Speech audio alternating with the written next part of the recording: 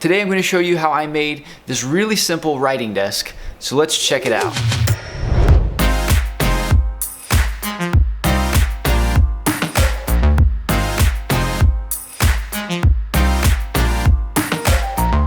What's up? My name is Mitch and you're watching Made by Mitch, where I show you the things I make and what I learned making them. I believe that anybody can make. So if you like to make stuff, or maybe you want to learn to make stuff, consider subscribing. So recently my wife and I have been wanting a new desk for our house, and there's a specific place we wanted the desk to be. So I had to make it a certain size to fit in the space we needed it to fit in. So I found some inspiration online and I made a design that you can make with only a few pieces of wood, which is really cool. So let's get started with it. Let me show you how I did this.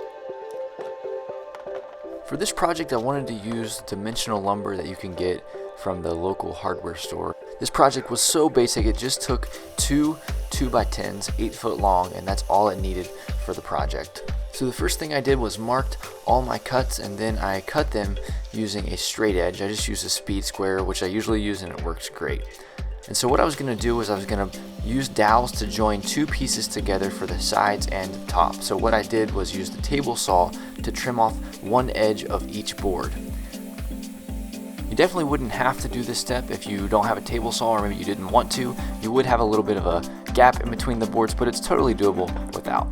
So once my boards were cut to size and I got the straight edge on one side, I used a speed square and a level to make a mark across both boards, and this is where the dowel would go in between the boards.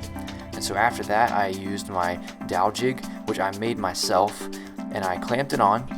So I just created a line on the dowel in the middle of the hole, and then I lined that up with the straight line on this board, and then I drilled my hole where the dowel would go. This is a pretty simple process, and making the dowel jig actually wasn't that bad. So if you want me to do a video about how I made the dowel jig, let me know in the comments below. I might make a video on that. After I drilled the dowel holes, I just cut the dowel up, put it in place of the holes using glue. Then I glued these boards together, and then I clamped them in place. At the moment, I only have 2 of these pipe clamps that are big enough to do this type of glue up. You want to use a little bit more clamps than this. I just wanted to try it out and see if it would work, and it did pretty well. So now moving on to the top of the desk, and I used the dowel jig for that as well, and I got smart and used ratchet straps to help me glue this up, which worked so much better. I'm glad I decided to do this. So I broke out my new wooden mallet to get this in place, and if you haven't seen that video, you should check it out. I'll leave a link in the description below, but this thing worked great for this type of thing. So then I clamped it up and then waited for the glue to dry.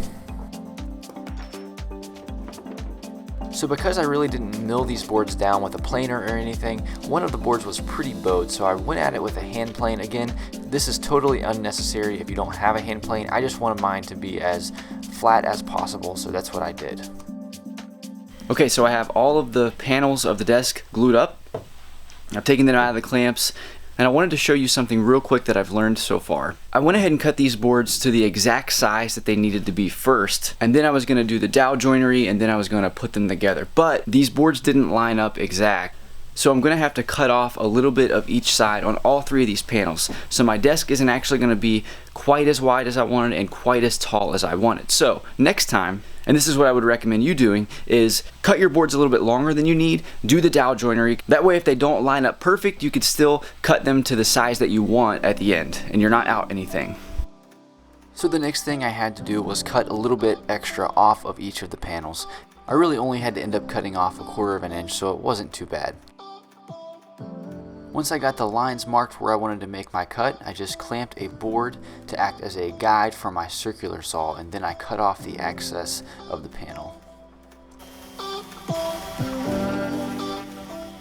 Next, I could sand everything up to 220 grit.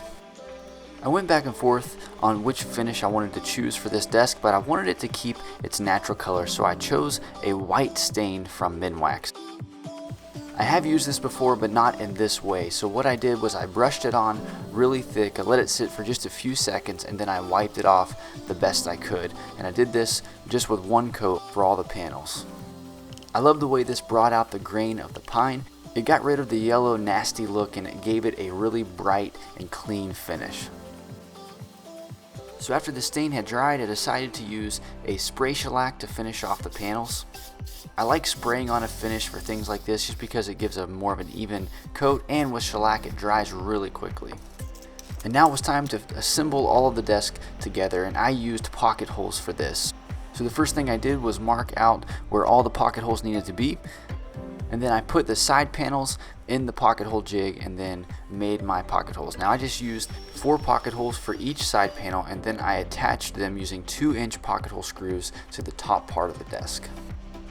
In the past I've used pocket holes, and whenever I would go to fasten whatever it was together, it would slip and kind of move out of alignment. So I made this small little jig, that way it would hold the desk in place when I went to assemble it, and it worked really well. So I just made a 90-degree angle with 2 1x4 boards, and then I aligned everything up with the desk, and then I clamped another piece on the inside of where the pocket holes would be screwed, and this thing wasn't going anywhere. I would recommend doing this. I'm so glad I did this because it lined up perfectly doing it this way. And once I got one side in, I just flipped it around and did the same thing for the other side. The pocket holes held up really well, but I decided to add a cross brace in between the 2 side pieces of the desk just to give a little bit more stabilization, and I'm glad I did this. It did help a lot. So I just stained a 1x4 the same as the rest of the desk, and then I attached it also using pocket holes. I did clamp some support boards when I installed this, that way it wouldn't move around when I tried to install it. And after this, the desk was complete.